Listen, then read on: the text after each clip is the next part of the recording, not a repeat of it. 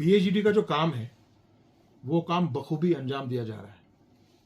PhD का काम supreme court में है, सुप्रीम कोर्ट में काम बहुत ही ज़बरदस्त तरीके से चला और हमें उम्मीद है कि उसका रिजल्ट भी बहुत ही जल्द आ जाएगा। और पहले तो सुना जा रहा था कि शायद क्योंकि ये 25,000 पेजेस का ये मामला है जो हमारा 370 का जो मामला बना है, और ये जो जस्टिस कोल हैं उनके one of the justices of the bench, उनकी रिटायरमेंट है दिसंबर में।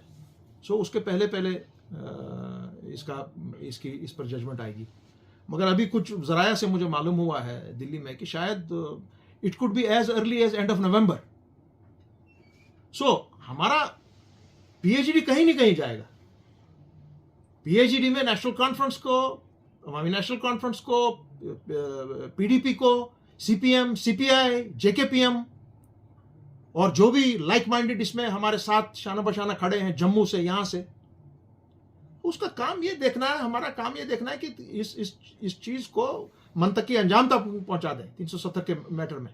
और जहां तक 370 का मैटर है वो केस हमने हैंड्स डाउन जीता हुआ है सुप्रीम कोर्ट में। अब चूंकि जस्टिस उनको जजमेंट देनी है, उस पर मैं कुछ नहीं कह सकता हूं क्या होगा, मगर इंशाल्लाह हमारे हक में उम्मीद है कि फैसला होगा। अगर we have arrangements, legal arrangements ready to immediately jump इन।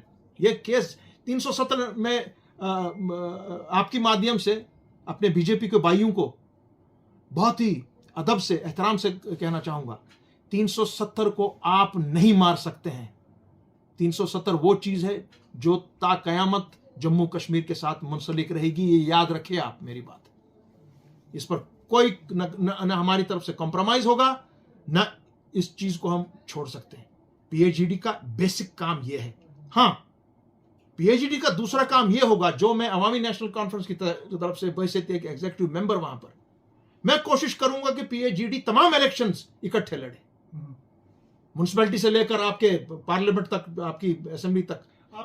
मैं कोशिश, बाकी में इस वक्त अपनी अपनी जमात को लेकर सब कोई कोशिश कर रहे हैं कि अपनी जमात का सिस्टम सही रखें। मैं भी अभी कुछ दिनों के बाद शायद शेरी कश्मीर के 5 अगस्त 5 दिसंबर का जो फंक्शन होता है, उसके बाद शाह साहब का 6 जनवरी को होता है, उसके बाद आप भी मुझे सड़कों पर, रोड पे देखेंगे। मगर एज पीएचडी में पहले मेरी कोशिश होगी that PhD should stick together, क्योंकि हमारा इस वक्त एक मुद्दा है कि भाई साहब आपको बीजेपी को यहां से दूर रखना है। उसके लिए यूनिटी इज पैरामाउंट।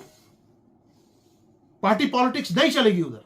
मैं माफी चाहूंगा नेशनल कॉन्फ्रेंस से भी, पीडीपी से भी, बाकी जितने भी हमारी जमातें हैं, हमारी खुद की जमात, above party politics we have to go and ensure that you win all elections hands down. But ये हमारा काम है। All credibility from the people side, क्योंकि यहां पर अगर देखेंगे, अगर ऐसी बात है, यही जब भी दोबारा मीट लगेगी, हालांकि पीछे एक मीटिंग लगी थी, मगर वो जैसे आपको डॉक्टर फारूक साहब ने उस वक्त कहा भी, वो पीएचडी की मीट नहीं थी, वो उनने मुनासिब समझा। एक फॉर्मर चीफ मिनिस्टर जो उनसे मिले नहीं थे बहुत टाइम से, उनसे बात करनी थी।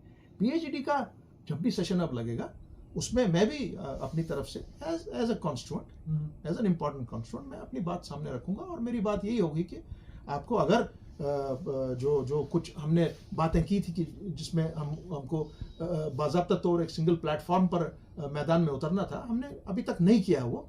और अच्छा है, क्योंकि आइंदा इलेक्शन सामने आ रहा है, 370 का मामला सामने आ रहा है, कुछ पता नहीं है क्या होगा। वी डोंट नो एक्चुअली क्या बात बनेगी वहां पर।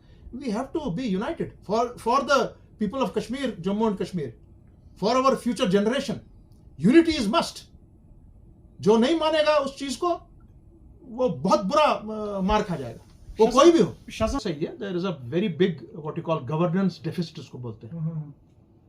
क्योंकि हमने गवर्नमेंट्स देखी हैं शेर कश्मीर की, मैंने गवर्नमेंट्स देखी हैं मेरे वालिद की, गवर्नमेंट्स टफ सॉलिड गवर्नमेंट्स।